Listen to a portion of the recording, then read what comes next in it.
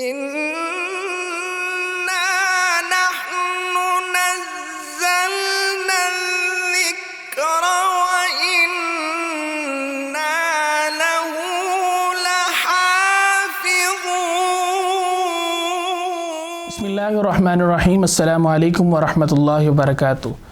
ناظرین کرام، آپ دیکھ رہے ہیں پروگرام بزم قرآن کا سیگمنٹ قرآن سٹوری، اور میں ہوں حافظ سعد الرحمن۔ ناظرین کرام، قرآن کریم اللہ تعالیٰ کی کتاب ہے اور ایک معجزہ ہے، اور اہل اسلام جو ہیں وہ ہمیشہ سے اس کتاب کے ساتھ والہانہ محبت کا ثبوت دیتے آئے ہیں، اور حال ہی میں اس کی ایک جھلک ترکی میں نظر آئی کہ جب ترکی کے صدر رجب طیب اردوغان نے ایک حفاظ کرام کی تقریب میں شرکت کی، اور انہوں نے وہاں پر جا کر حفاظ کرام کی خصوصی طور پر حوصلہ افزائی فرمائی، اور ترکی کی وزارت مذہبی امور نے یہ سٹیٹمنٹ جاری کی کہ 2021 میں ترکی کے 12,000 بچوں نے قرآن کریم کو اپنے سینوں میں محفوظ کرنے کی سعادت حاصل کی، اور اس وقت 77,190 بچے قرآن مجید کو اپنے سینوں میں محفوظ کرنے کی کوشش کر رہے ہیں، اور وہ اس تگ و دو میں لگے ہوئے ہیں۔ دیکھا جائے تو یہ ایک عام سی خبر ہے، لیکن اگر ہم اس کو دوسری نظر سے دیکھتے ہیں تو یہ ان کی قرآن مجید کے ساتھ ایک محبت کا ثبوت ہے۔ اور دوسری طرف ملک پاکستان میں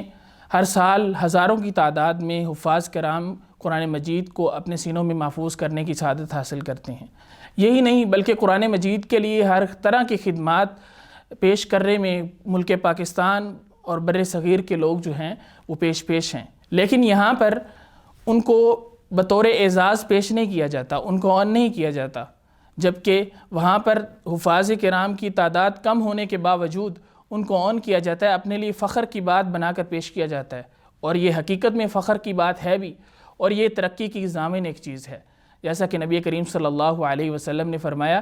ان اللہ یرفع بہذا الکتاب اقواما ویضع بہ آخرین، کہ بے شک اللہ تبارک و تعالی اس قرآن مجید کے ذریعے بہت سے لوگوں کو عزتیں بخشتا ہے، اور بہت سے لوگ اس کی وجہ سے ذلیل ہو جاتے ہیں۔ تو اگر ہم اس کو اپنی ترقی کے لیے ضامن سمجھتے ہوئے اس کے ساتھ محبت کا اظہار کریں، اور ہماری حکومت جو ہے اپنے لیے فخر کا باعث سمجھے، اور یقیناً یہ ہماری ترقی کی ایک ضامن چیز ہے، تو اللہ تبارک و تعالیٰ سے دعا ہے کہ اللہ تبارک و تعالیٰ ہمیں قرآن مجید کے ساتھ حقیقی محبت کرنے کی توفیق عطا فرمائے۔